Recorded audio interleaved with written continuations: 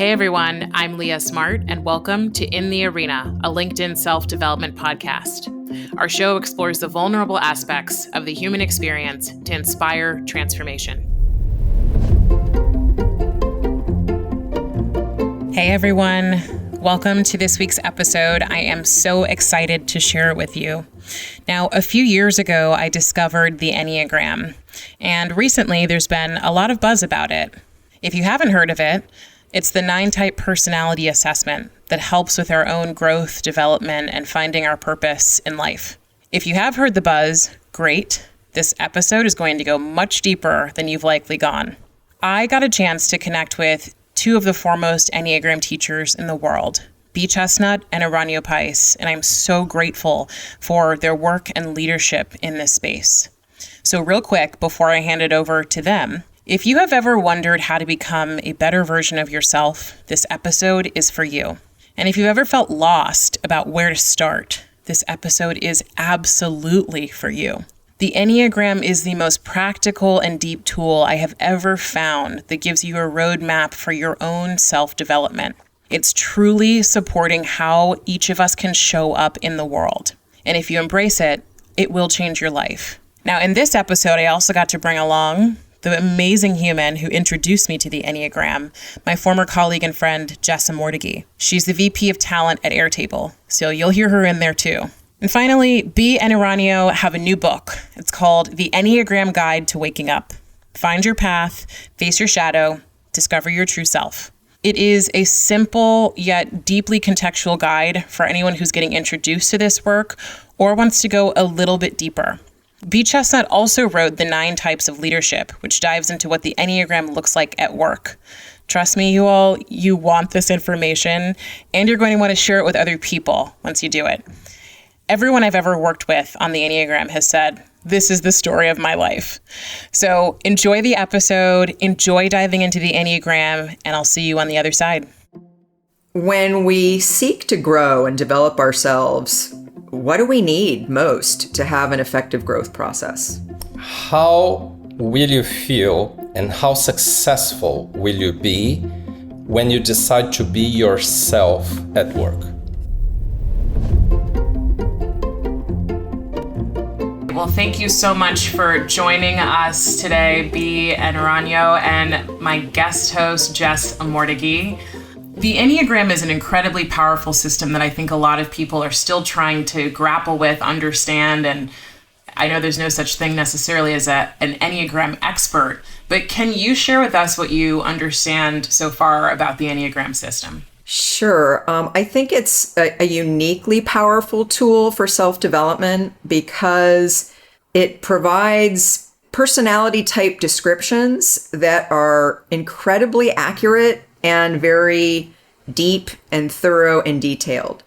So when you find your type, it gives you a lot of information about both what you can readily observe in yourself, but also blind spots and unconscious tendencies that while they may drive you, you may be unaware of, but they can have an effect in your life.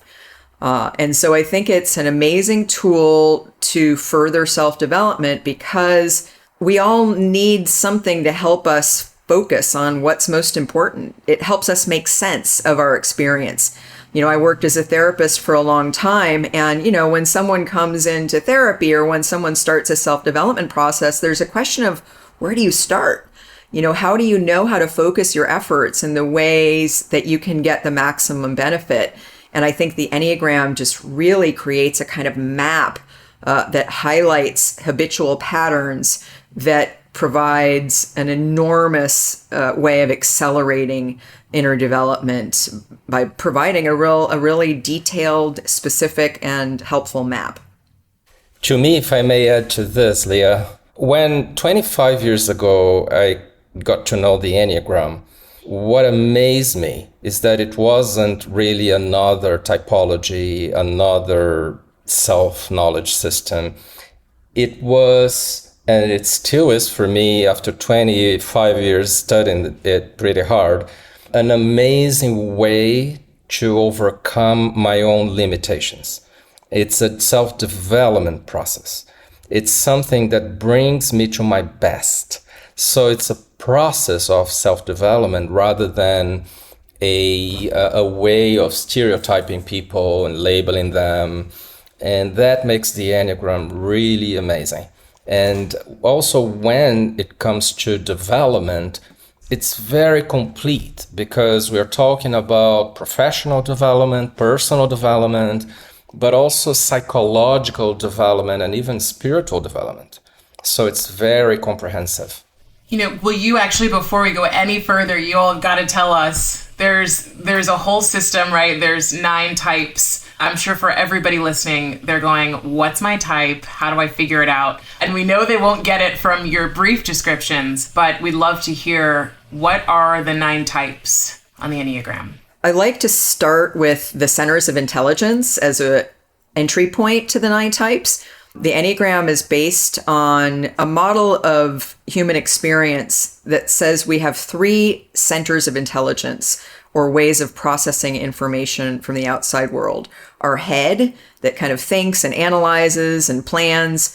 Our heart, that's more based on our emotions.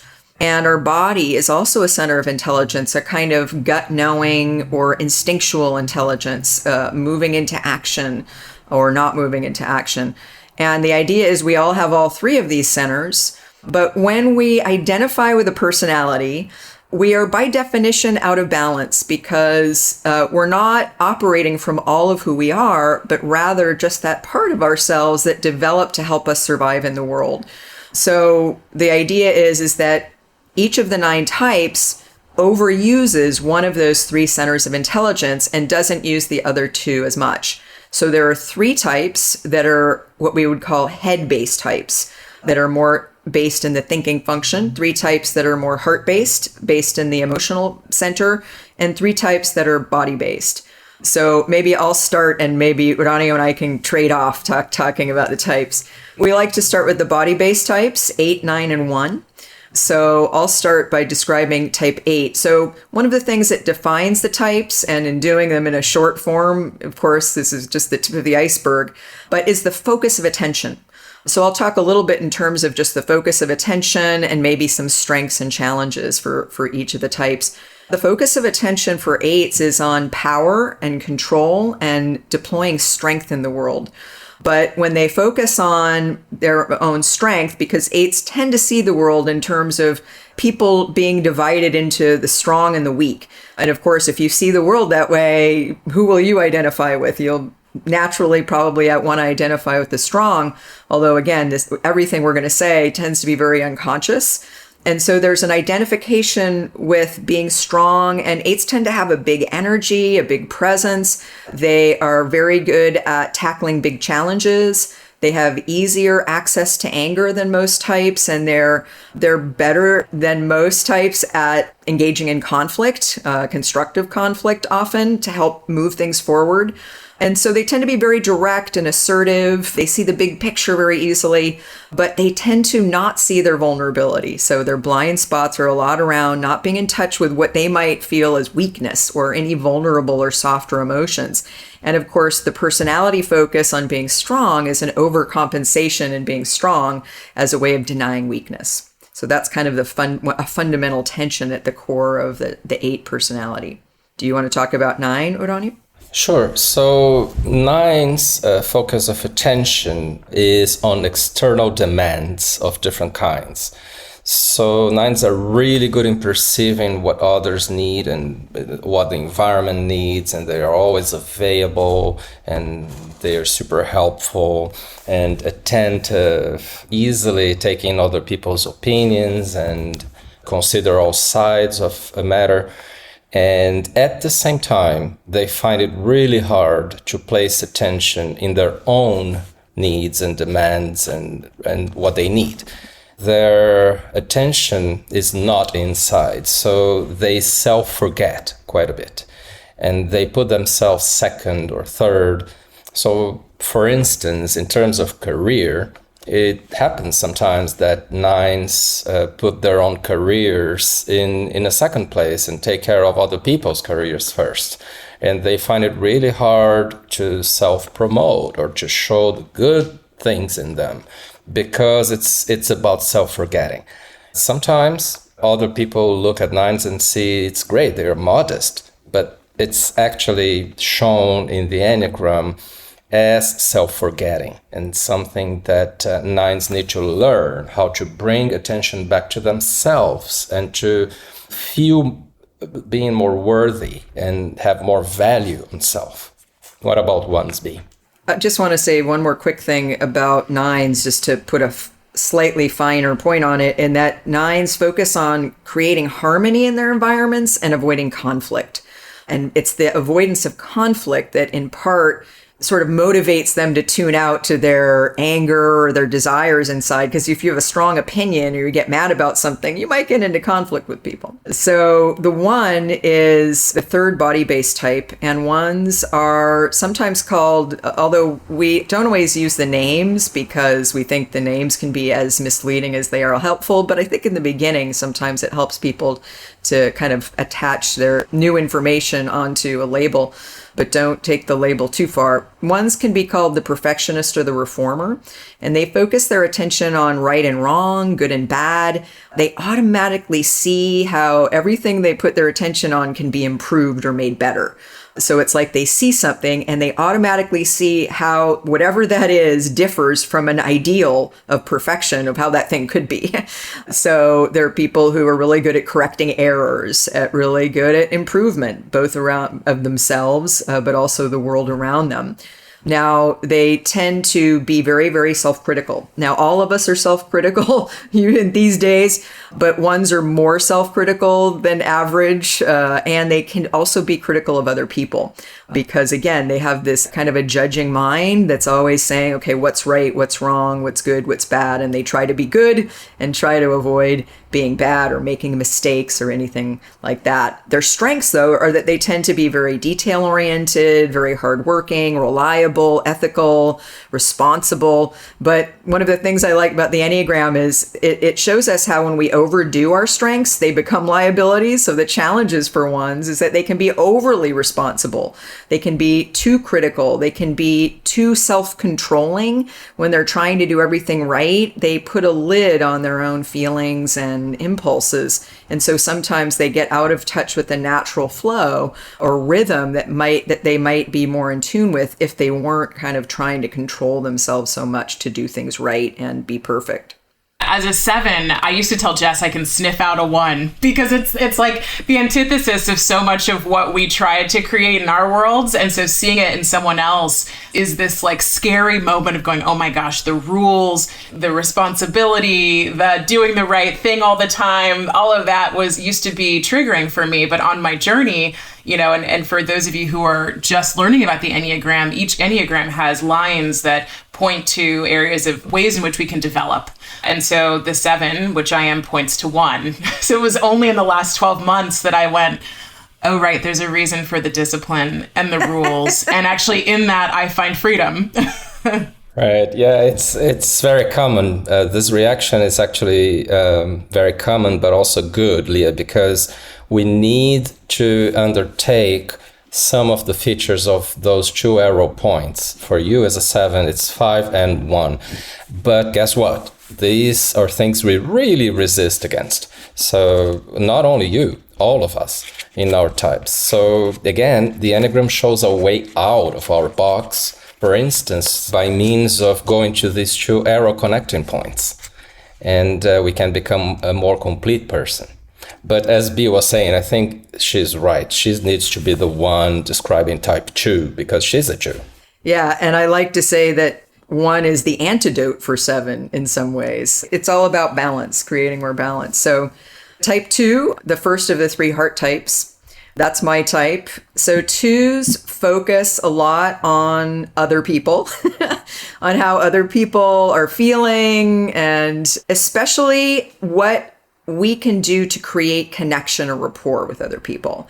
So I often say that I think in the Enneagram world, there are some misconceptions about 2s, and the 2 is often called the helper or the giver. But I think that title leads people to have an overly simplistic view of 2s as kind of just the sort of caretaker type, which is partly true.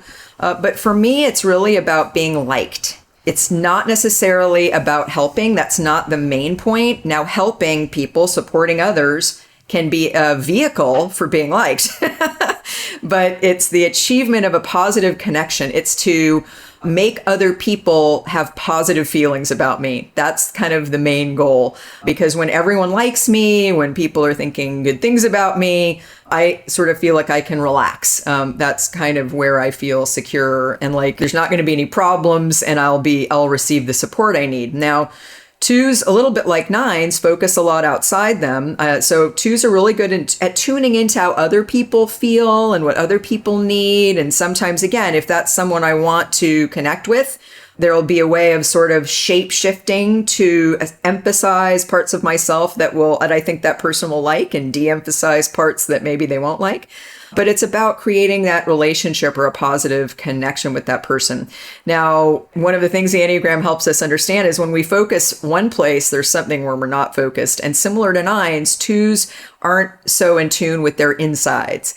So when I first started doing Enneagram work a long time ago, I was in a women's group. And I remember one day the leader of the group turned to me and said, "So what do you need from the group today, B?" And I thought about that question and I had no idea how to answer that question. None. It was the weirdest thing. It seemed like a simple question, but it was as if I looked inside to see what I needed and there was like a void. It was like this existential anxiety of like, wow, I have no idea what I need.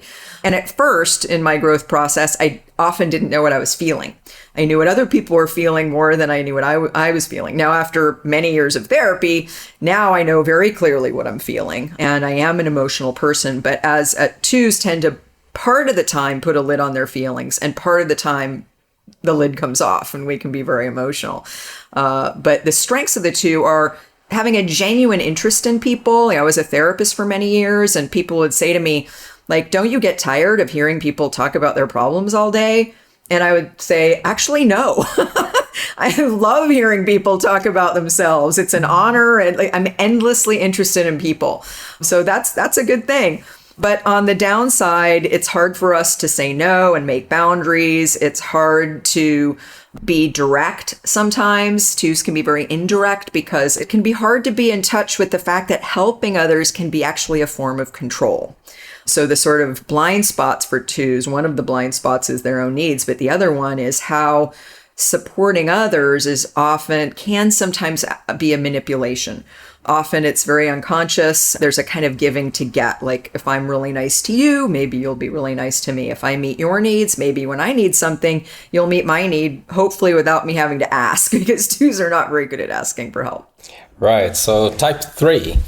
For 3s who are also emotional types on the Enneagram, but sometimes don't look like, the focus of attention goes to achieving success, also goals of all kinds, accomplishments, of course, and paying attention to their image. So 3s are really go-getters. They're super active, positive people who want to just make things happen. And they are hard workers, and many times they find it really, really hard to stop. I mean, in our society nowadays, with all resources we have, especially electronics and so on, we all find it hard to stop. But only for 3s, stopping feels almost like dying. And that's because 3s have come to identify with doing as an identity for them. So the risk is to become a little bit like a human doing, not a human being. And being is, what is that? What is being? What is feeling? And actually the paradox is 3s are feeling types. Feelings come to the 3s all the time. But they think that feelings will be damaging to their performance and they push them away. So here's an emotional type who tries to not be an emotional type.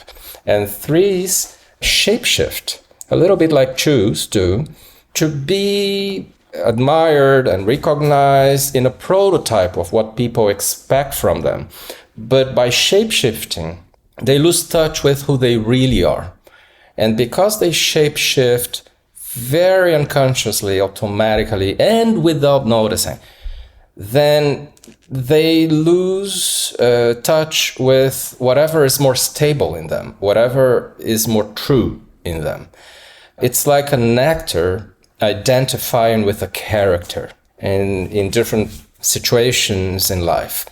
Now, of course, strengths have to do with doing, achieving, and even the adaptability. But on the other hand, these are not strengths per se when we take into account the need for growth, inner growth. So the truer strengths of threes when they grow are when they get more emotional and they influence people by being extremely sensitive. But that takes courage and self-observation skills. And the challenges for threes have to do with stopping, just being, enjoying the moment, and even asking yourself questions like, what do I really like? What do I really want? Because threes may very well just go ahead with what will lead them to be more successful. But sometimes going for success doesn't equal being joyful and liking what you're doing. So threes need to be more in touch with their own hearts and not as much in touch with the image they convey out in the world. So Uranio, I can identify with this three, and especially this death of not doing anything. And funny enough, so here I am in a new job, and I started on Monday, and someone pulls up a book, the first 90 days. I was just like, give me the bottom line. What is this? And I'm like, the first 90 days, you do nothing but listen. I was like, yeah, it's never going to happen. I was like, just the most anxious person on the planet. So yeah, that idea of just being still and listening was like, it felt like death when I heard that. Yeah. I was like, yeah, that's just, bury me now if I'm just supposed to listen and do nothing. Jess, this is so great that you're bringing this up. I love it. And what happens deeper inside threes is that they come from a mindset of, I make things happen in the world, and if I don't do anything, nothing will happen and the world will collapse. So it's a limiting belief that if you are not active, things will not happen. So think of the best place you can go to and spend a few minutes that you will be able to just watch what's happening. Like some will say, I'll go to the beach and just see the waves and so on and the birds. So any experience you have of seeing how everything is already being done will help you on that. I love that. It reminds me, what I love, one of the things I love so much about the Enneagram is the ability to see the fear. And, when I think of fear and heard the acronym, false evidence appearing real. And what is that evidence that I see, that kind of false evidence that appears so real, and how the ability to break from that, to test that, to sit with stillness and realize the world still goes on. Yes, exactly. I'll still be valued. I can still be successful. And we're continuing to work through that and test that thing. So powerful. Yeah, you can reframe then what's being successful means also. And it's very, very good to say that personality in the Enneagram is a limited self, is something that is fake. Actually, when we describe the 9 personalities, we are describing who we are not. We are something much bigger than that and higher than that, but we lost touch with it. So knowing your type has one main objective, to know why you are not only that, and who you can be when you grow psycho-spiritually. And on the 3, I wonder if there are people listening thinking, oh, I must be a 3. And I remember an episode you both did about kind of the types by country. What country would be what number? Would you all say that the US is a 3 kind of country? And that may be why people identify with so much of this piece? Yes, America is a 3 culture. And it's interesting because sometimes this is sort of seen as normal, a normal way to be instead of a particular personality style. And in a way, it makes it easier in some ways for threes to be successful because their operating system is so much aligned with what the culture values, working really hard, achieving things, making money and having titles and looking good and not being too emotional. But on the other hand, it actually makes it really hard for threes when they seek to grow because it's hard to give up. You know, if you're operating, you've got a big job or a big title, or you're, having a lot of the material rewards of success, there can be a real fear of like, well, what will happen if I change this? But I think it is interesting to kind of have that sense of that this is operating at the cultural level as well as a reinforcer in some ways for threes. All right, B, tell us about type 4. One of my favorites. Yeah, so type 4 is the third of the 3 heart types. And if there's an underlying tension in all of us, especially growing up as children, between attachment and authenticity, in other words, who we decide to be in order that other people will approve of us or that our parents will be happy with us versus being who we really are, which sometimes those things are at odds. 2s and 3s go a little more toward attachment. Like, okay, I'll give a sort of showing who I am authentically, or even being aware of that to connect with others, to be who others want me to be. 4s kind of go more toward authenticity. So 4s' focus of attention is on their internal experience. So kind of the opposite for 2s. 4s focus more inside than they do on the outside. We call that self-referencing. So 4s tend to be very in tune with how they're feeling and what they're thinking. Now, they're also very relationship focused, but that takes the form of being very aware of how connected or disconnected they are to others, and also how understood they are by others. So being understood by others is very important. And expressing themselves to create understanding is very important. So they tend to be very in touch with their emotions. There's basically 3 versions of every type. One of the versions of 3 tends to repress emotions a little bit more, but they tend to be very in touch with their emotions, probably more so than any of the 9 types. They live more in their emotions. In fact, they can over-identify with their emotions. They, just like a 3 thinks, I am what I do, the 4 can think, I am what I feel. And again, they're more than that, but there can be this sense of like what I feel is really all important, very central. Now, 4s tend to also compare themselves to others a lot and often see themselves as less than or more than, but probably a little more often less than. And they can tend to have a kind of sense of inadequacy, like I'm not good enough because of that comparing mind. They can be a kind of sense of other people have something I'm lacking.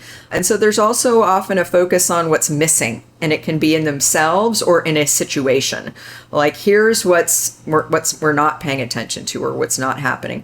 Interestingly, 4s are also truth tellers. They're very emotionally intuitive. This is one of their big strengths. They kind of can sense what's going on at the emotional level underneath the kind of surface level of the way people might be acting. So on a team, for instance, they can be really helpful by saying, here's what I think we're not talking about. Or here's a little bit of the shadow that no one really wants to see. And they just naturally see that and bring it to light. They can tend to be a little even nonconformist and individualistic in terms of, hey, this is what I authentically think and feel, and I'm not going to hold that back. I'm going to say it. Whereas 2s and 3s might rather, sometimes unconsciously, hold things back if they think people won't like it. 4s will be like, well, this is it. This is what's authentic. This is how I authentically feel. And if you don't like it, you don't like it, and they shapeshift much less. Or if they do shapeshift, they're very aware of it and they don't really like it, but sometimes they do it because they realize, okay, I want people to see me in a certain light, and I'm afraid they're going to see me in a negative light. One more thing about 4s is, interestingly, their growth path has to do with owning more of the positive, seeing what's not missing, seeing what's good in the here and now, seeing what's positive in themselves, owning their strengths, because that's what they tend to not fully own. And as we I think for Jess and I'm curious as people who are getting to know the Enneagram, and if you all can just share this before head types, is I think for both of us, we resonate deeply with the 3 and the 4, and yet we've typed as 7s. Is it possible to have your Enneagram number change throughout your life? Are you born with it? Can you have multiples?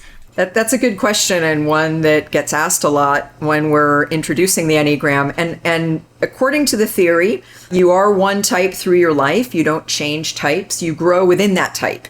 So the Enneagram is very much a growth model, but growth in this case means going from a lower level of awareness to a higher level of awareness. And so you look a bit different within your own type as you grow and develop. Now, we believe that type is with us from birth. Of course, nature and nurture both play a role in how our personalities express themselves. But we believe type, the basic sort of foundational type, is with you.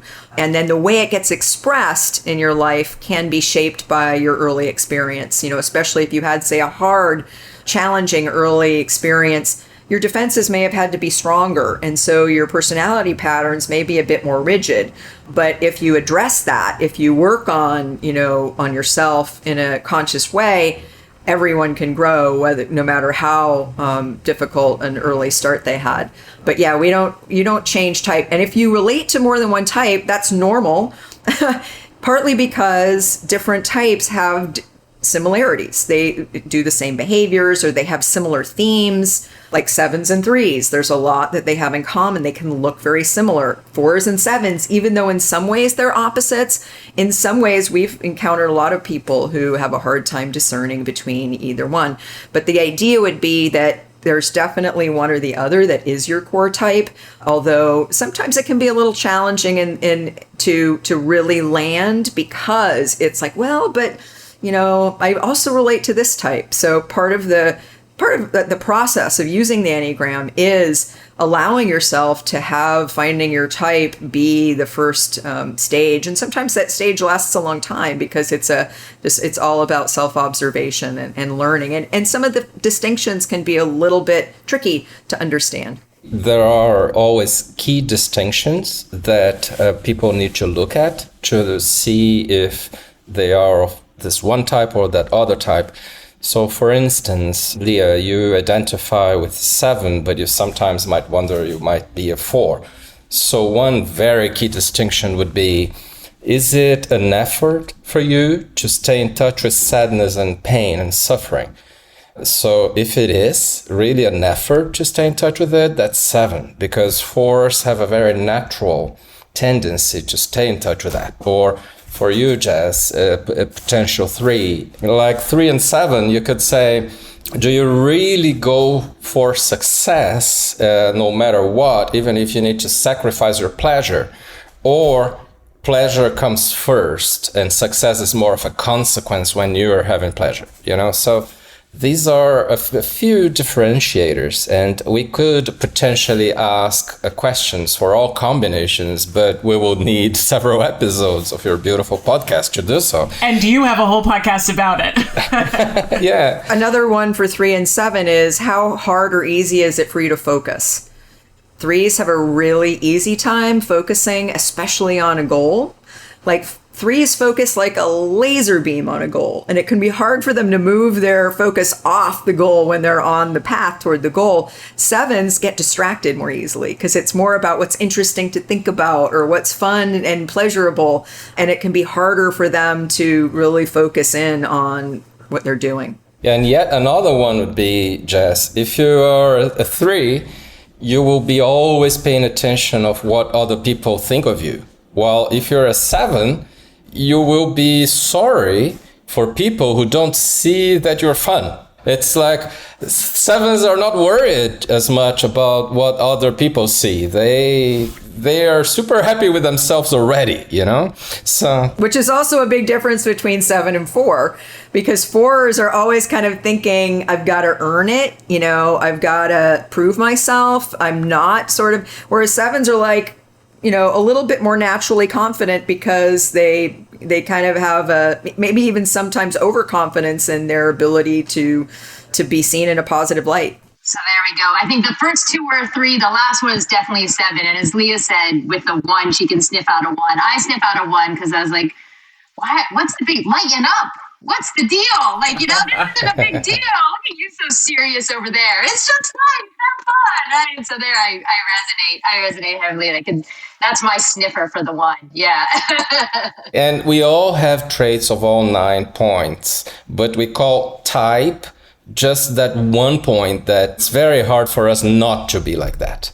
It's not only a trait, it's something that I'm unfortunately boxed into that, and I can't do things much differently. And then when I find that out, I start focusing my efforts in my inner development on what really will bring me the best results.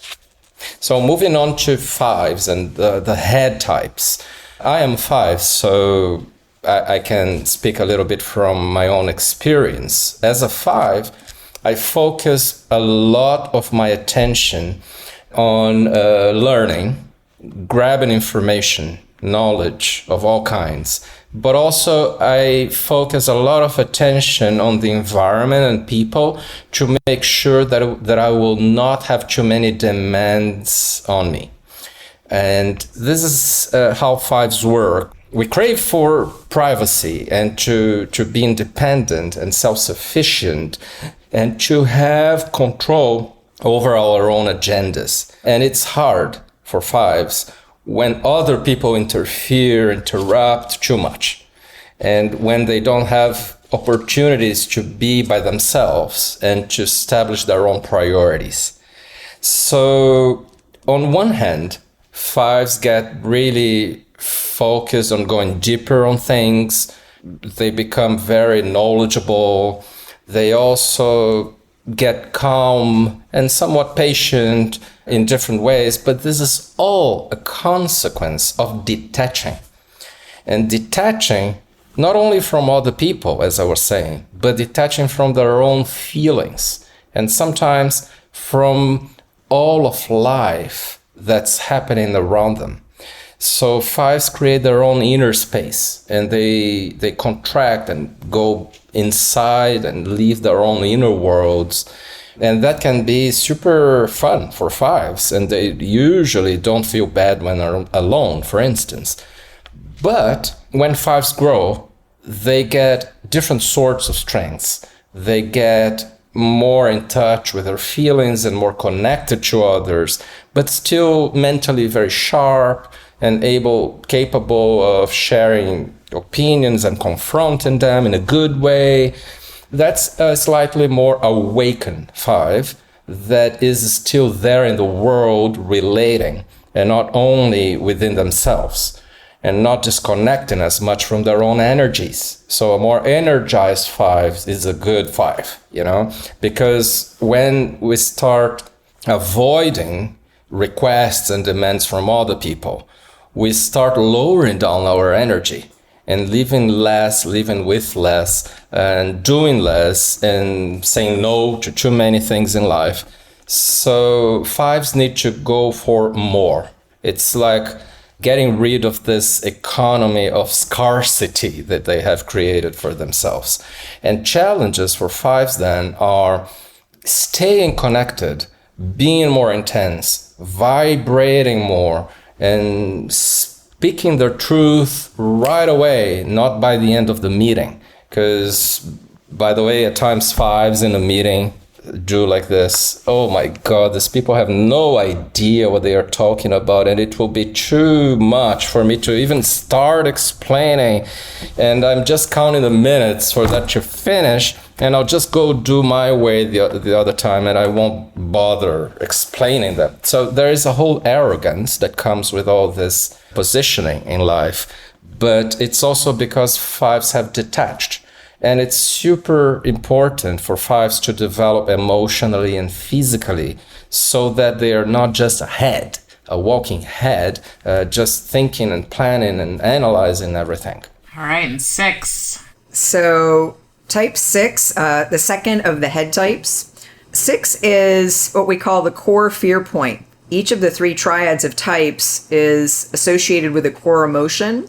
Fear for the head types, anger for the body types, sadness for the heart types.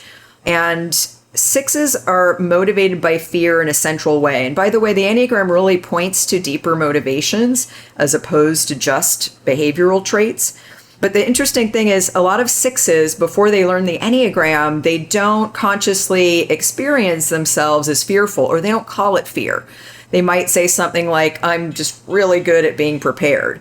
I'm really good problem solver. I like to poke holes in things, But there is this sense that sixes have of kind of scanning the horizon for threats and risks and dangers, because there's this need for safety and certainty, but kind of difficulty actually finding it. So their focus of attention is very much on what could go wrong and anticipating what might go wrong before it happens, so they can prepare contingency plans, they can sort of problem solve proactively so that if the worst happens, they're ready. Now, they tend to think in terms of worst case scenarios. They also can be very doubting and skeptical. It can be hard for them to trust others. It can be hard for them to trust surface appearances. They're kind of looking for ulterior motives. They're watching people to see if they're being consistent, if they're trustworthy. They tend to have authority issues, because if you're someone who's fear-based, people with power are potentially a source of threat. And so they both want a good authority that can help them feel safe, but they also question authority or test authority or even potentially rebel against authority if that authority proves untrustworthy. So strengths that sixes have, if you have one on a team, it's actually really good because they're great troubleshooters. They're great at helping you figure out what can go wrong as a way of making your plan better. Now, sometimes they get perceived as being negative or pessimistic, but most sixes will say, I'm just being realistic. I'm not negative or pessimistic. They don't see themselves that way. And again, sometimes they don't recognize what motivates them as fear until they learn the Enneagram, and the Enneagram helps them see that fear is a core issue, and the way they try to cope with fear can also be problematic and get them in trouble. They can also project fearful scenarios out there in the world. They tend to be natural contrarians. When you say something, they'll automatically say the other side. In fact, one of the names for the six is the devil's advocate. So they tend to be naturally humble and self-deprecating. They can be very funny, very responsible, really bring a lot of attentiveness to bear on making sure things go well. But the challenge is getting in touch with fear and learning to trust and have more faith in themselves, not doubt so much, also have more faith in others. Over the summer, I lived with a six, and we used to go on road bike rides. And before the road bike ride, as a seven, I'm like, all right, let's just get on the bike. Let's go. It's going to be so fun. I'm jumping out. He's in the garage, literally pumping up the tires. He's like, I have this kit, and this kit. Like, everything's going to be good. And I was like, what would I do without you? And also, what would you do without me? Because both of us would be in trouble. Yes. They're a great team because the seven wants to look at the positive data and not the negative data. And the six can't help but look at the negative data and has a hard time seeing positive data. Exactly. All right, Uranio, wrap us up with the seven. So sevens have very particular focus of attention. Attention goes first to multiple options. I don't want to have only one course of action here, only one project, only one idea. I need to have several because I want to jump from one to another when I'm getting bored. Another thing is focusing on what's positive as a way to avoid whatever is negative. So we can say that seven's focus of attention goes anywhere away from pain and suffering. It's like avoiding those by all means, right? And also they focus attention on anything that feels upbeat. Might be someone else's idea or a project, an invitation to do something, to go bike, but not even thinking, what am I leaving behind? Or is this really for me or whatever? And sometimes it's all about satisfying more immediate needs for pleasure. And it's a little bit hard for sevens to go on when pleasure stops. So for some sevens, not all, it's hard to complete projects, complete stuff. For other sevens, in order to do so, it takes rationalization. like bringing a colorful frame to a black and white picture, and just doing things differently so that they don't get bored. So they many times need to come up with alternative ways of doing things. And this is why it's a big challenge for them to stick with routines, to have focus on one thing at a time. And also it's hard for sevens, for obvious reasons, to carry difficult conversations. Another thing is it's hard for sevens to stay, period. It's just stay, just be with what there is. Like in career management, for instance, we always see sevens wanting to do lateral moves, to know something else different, instead of sticking a bit more with where they are and eventually go up vertically. But it's like the priority becomes, I want to know something else. I want to have that other experience that I haven't had yet. So there is, of course, lots of strengths behind all of that. Versatility, creativity, positivity. And many people simply miss sevens when they are not present in a team. You know, it gets light and nice, but there is a cost for them that they try not to look at because they avoid negatives also of seeing that. And they might rationalize, why would I live differently than this? Right? What is the benefit? But it's simply, I will not get more mature if I don't have this human experience of facing the pain that is in there and facing things like difficult conversations. It's about getting maturity and facing what is real, what is there to be dealt with, instead of just making as if that doesn't happen.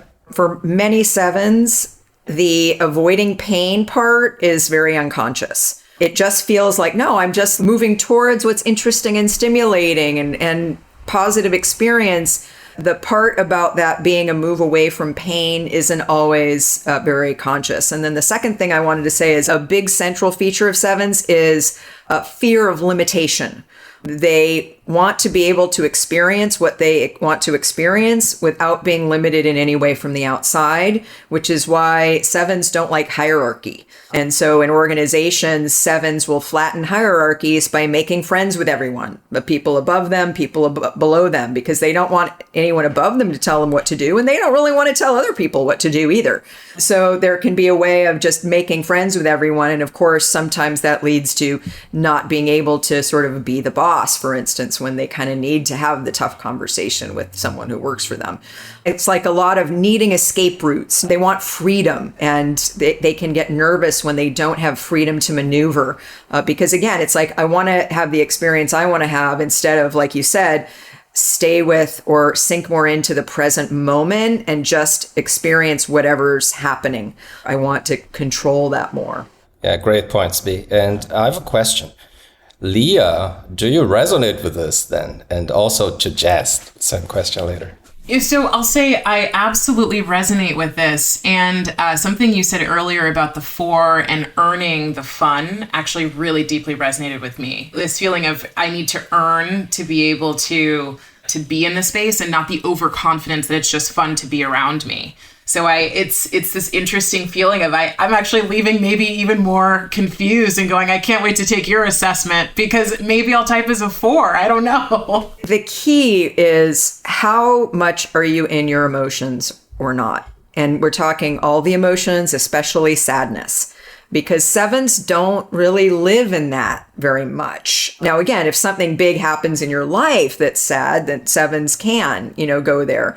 But if you look at the course of your life, how much have you been in touch with sadness, darker feelings, versus kind of more focused on happy feelings? And maybe only every once in a while, if something happens that you can't avoid, getting more in touch with more painful feelings. Maybe a 4. How about you, Jess? Yeah, I think there are certainly parts, and I think it's a little bit more of my exterior. I relate to the upbeat. I don't relate as much to kind of the options and wanting a lot. I think I tend to have very, very much focus and finish things through at all costs with kind of a grittiness that sometimes can come. with consequences. I often say, like, I had to tell myself that I'm letting go rather than giving up. And that's a huge one for me. One of the things I was thinking of that I think may be insight into potentially more of a 3, but I'm not sure, I was going to ask, was I have a really hard time with appreciation given to me. It's almost as if my heart won't let it in.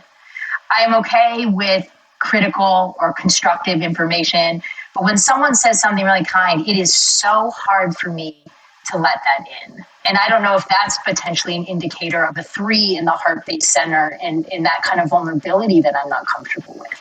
I would say it's a little bit more 3 than 7 to have a hard time taking in the good stuff. 7s kind of live for the good stuff, And again, not to say that 7s can't be insecure underneath, but they're coming much more from a positive sense of themselves.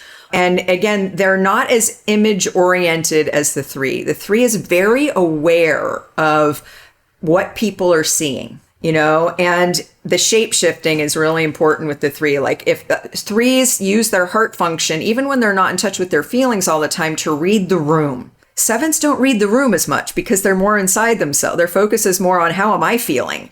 3s are just really good at going, okay, this environment values this, and then kind of turning themselves into that. And that's why they're sensitive to, it can be hard to take in the good stuff because it's almost like I'm never quite achieving what I want to achieve, because it's sort of this endless pursuit of wanting to be admired or wanting to have the right image or have the success. And so it's like you never quite achieve that. Whereas 7s are coming much more from a positive sense of everything's great, and sometimes it's harder for them to see what isn't so great.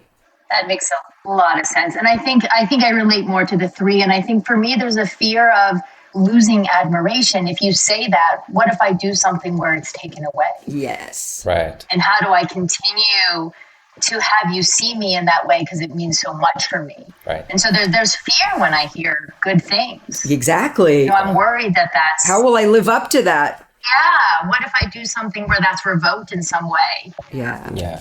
So that concern with how others see you is really something more characteristic of 3s than 7s. And I want to say I love to see your processes, both Leah and Jess, of trying to find out and staying open, really hoping that all our listeners are doing the same. And I just want to say, sometimes it's also hard to know our types when we have already done therapy and inner work of different kinds. So it's super important to get back to the past and see how was I before that. It's important not to see only the current moment, and also not to have any kind of prejudice against any type, because there is no such a thing really as a type being better than another. First of all, thank you for calling that out, Uranio, because there are certain types that I notice, people want to move towards or feel drawn towards when they hear about it. And they believe that, because the 7, for example, is always out there and fun and optimistic, right? We all want to be a 7. Or I don't want to be a 2 is something I've heard from friends that I've given the assessment to. The 4, which is when you don't find a lot of in corporate environments. We haven't seen very many. But when we do, it's this like, is it okay to be this way, to be this deep? And the reality is, of course it is. It's just where, like you all shared before, it's where we're starting and where we're waking up from. But the goal is to get to, all these other areas of integration, or getting to a point where we have integrated or grown to this place of saying, I'm beyond this. Yeah, I love what you're saying now, Leah. And I have a particular experience with the Enneagram in business that I want to share. So I had the experience of both working with senior leaders in companies that are from a certain age, and also working with people and groups who are millennials, both with the Enneagram. And seeing, for instance, I worked in my life a lot with trainees in companies of different kinds, companies from all over the world. So what I report back to you now is that in the past, those leaders from another generation, they were much more concentrated in a few Enneagram types only. And for trainees and millennials, there's so much more diversity when it comes to all types. It's incredible for me to see this difference in almost all organizations. I can't say it's all of them, but when you compare that same organization with the previous and the new generation, it's totally different. And I think it's super important that all of us bring the theme of personality, or Enneagram types also, into the discussion about diversity. I think diversity needs to include that also, because many times companies have some unconscious bias against one or two of the personality types, which, by the way, changes from industry to industry. It depends on what industry we're talking about. So I'm very glad to say that I see good evolution happening, with more people from all Enneagram types being more and more valued, especially when it comes to millennials in organizations. That brings up just a poignant point for me in remembering I was doing a debrief of someone who was an 8, and he was a Black male. And he had learned that he felt like he couldn't quite express his 8 because of the system, which is rightfully so. And I just wonder if you've had your experience with that, and that's a real limitation. And he has a barrier to being himself that many white men who are an 8, they have the privilege of their 8-ness is valued. Yes. And his is not. Such an important thing, Jess. It's super important to talk about all this, in my view. First, I think that there will be cultures where 8s are valued and where 8s are not valued. I could show you examples of organizations on both ends. Now, what kind of person can be an 8 in an organization that either values or not values 8s much? It could be, for instance, that male 8s are valued, but women 8s aren't.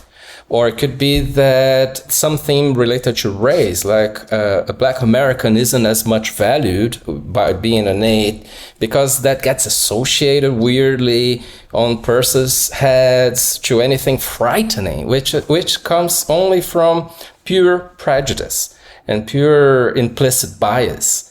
So when we work with the Enneagram, especially in corporates, we really try to work on these other dimensions before we talk about the inner work each of us have to do. We tend to talk about how everybody here needs to accept everybody else. And what is great is when people learn that others are who they are, not for anything personal they have against me, or not for any bad intention. It's just like another personality type, as valid as my own. And how am I reacting against that person because of my personality? So we try to teach things like, when you hear about one of the 9 types and you feel, ooh, this is horrible, ask yourself what in you makes you feel horrible. So it's all about replacing outer criticism with inner observation. I noticed when I first took the test or the assessment, as I started working with it, the biggest shifts in me were I was in a place to be able to be more empathetic towards others because I created a place for more self-compassion. So I could give myself that compassion, and then I could also dole it out no matter what the type was. And so I went through a period of forcing everyone in my life to take it. It was selfish in that I wanted to know more about them so that I could understand them and empathize with why they were showing up the way they were and what their real motivators were. It's like the equalizer I never expected to experience. Right. And often when people first learn the Enneagram, one of the first things they say is how surprised they are that not everyone sees the world the way they do. But until you find something like the Enneagram, how would you know, how someone else views the world? And I think one of the benefits of the system is it maps out these worldviews so clearly, that certain people are seeing from a specific perspective and how exactly the perspectives differ from one another so that you can recognize, oh, it's not that that person I'm having a disagreement with is crazy or wrong. It's just that they're seeing it from a whole different angle. And when I can just see the different angles we're each looking at the same thing from, it can make sense of exactly the ways that we see things differently. Yeah, and when it's experiential, not only the theory, it's even better. Like as a mental type 5, when I see B, my business partner here, but also a very, very good friend, and she is emotional, and I come up, well, what is the logic behind that? And then she changes emotions, and I feel like, what is that? And then I start questioning. I look at, wow, she knows how to be emotional, and she knows that emotions float, emotions change, and I don't do that. It's great to see her example, and maybe I can learn more from that. So it's all about developing more tolerance, but also, at the end of the day, also about compassion. B, you wrote the 9 types of leadership, and you both are coming out with a book, around just what it feels like to me is helping, again, introduce people to the Enneagram, to their own type that they identify with. For people listening right now who are either saying, I want to do this, or I'm thinking about this from a professional development standpoint, or just from what I love, which is just the holistic, like you all said, the holistic, spiritual, psychological, professional, human development perspective, why should they go on this journey? Well, I think although it can be challenging at times and it can be uncomfortable, because all growth is, it leads to an amazing place. It leads to being more effective in the things you do. It leads to being more satisfied and fulfilled in your life, because you know more who you are, how you feel, what you want, what's important to you.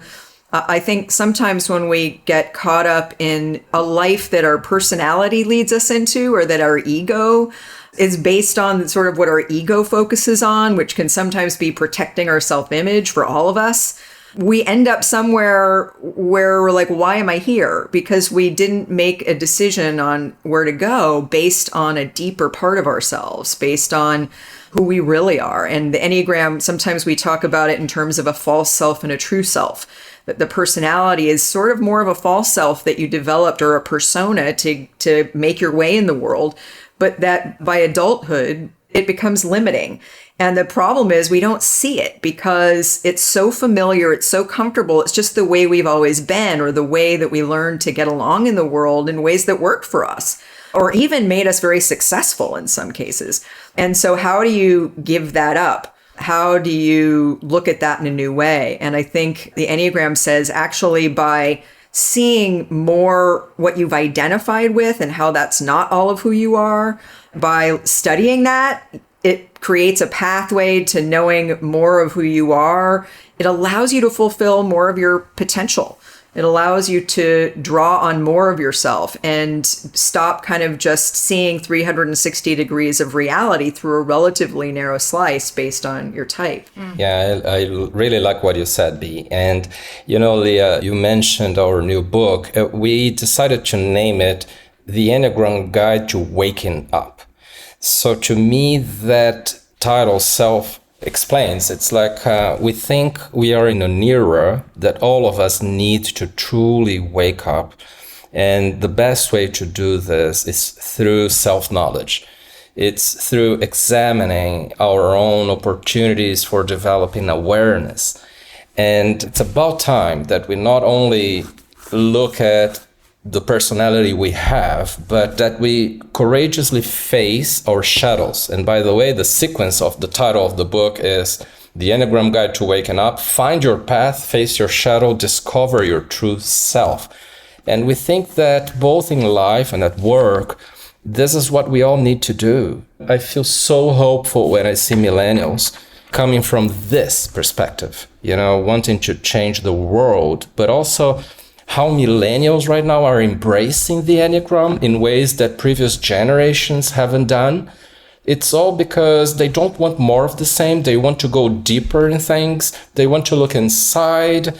We wanted to contribute just a little bit modestly with an introductory book that still honored people who, despite being new to the Enneagram, are serious about looking at their own shadows. And just starting learning this brilliant system by already knowing what to do next, and not just having fun with 9 types of people. Thank you both for doing the work that you're doing. B, finding out about you a few years ago and watching your videos and just sitting and laughing at the panels while I watched the 7 was my first experience of the Enneagram. But this has also been a journey for me in trying to help other people understand themselves. And like you said, Uranio, finding your path, understanding your shadow, but then also, embracing your true self, which speaks to my questionable 4, maybe a 4, because that really gets me, is that authentic piece. So for you both, before we jump off, I would love for you to complete these 3 statements. The first is, better humans are aware of their own biases and willing to explore the unknown. Better humans are courageous enough to see the ways they're stuck in a default mode and asleep in their own lives, and feeling motivated to wake up and live all of what they can live. Better work is where we can be ourselves and not a persona that we have created, believing we will be more successful. A place that we can feel free to express, and we can be respected in our particular personalities and our particular way of being, and also in all the diverse features we may have. Better work is another field of action or space in our lives where we can develop ourselves. We spend so much time at work, we might as well be learning and growing. And because the gifts that we get from that, we can take in the rest of our lives. And a better world has people who are doing the most difficult work there is, which is inner work, going beyond our personalities and helping build bridges between the very polarized groups that we have everywhere right now, and doing that with compassion for the other, but one that is true because it started with compassion for myself. Yeah, a better world is a more conscious world where people are more self-accepting and more empathic with other people's experience and more able to achieve deeper connections, both with themselves and with each other. Awesome. Thank you both so much for joining us and getting in the arena. It's been a pleasure to hear your expertise on the Enneagram and hopefully give some people a little bit of a teaser of what it might feel like and look like to walk this path. Thank you, Leah. It's been really great. Really appreciated how you facilitated here our talk and the energy you bring to all of this. Yes, thank you for having us. It's been really great to talk with you. Our show is hosted by me, Leah Smart, and is produced by the amazing LinkedIn media production team. Gratitude to Dan Mills, Nicole Roach, Andy Ta, Katya Kostakova, and Lamia Bowden. Dan Lujan is the mastermind behind the scenes. Chris Eldridge did our cover art, and our music is from the ever-growing collection of APM Music. If you like our show, go on Apple Podcasts to subscribe and rate us. And if the spirit moves you, leave a review. It helps our work get out to more people like you who benefit from it. And if you want to stay in touch, subscribe to our newsletter. It's on LinkedIn, and it's called In the Arena. And lastly, you can feel free to email me at inthearena@linkedin.com. Thanks for coming on the journey with me, and I'll see you next time.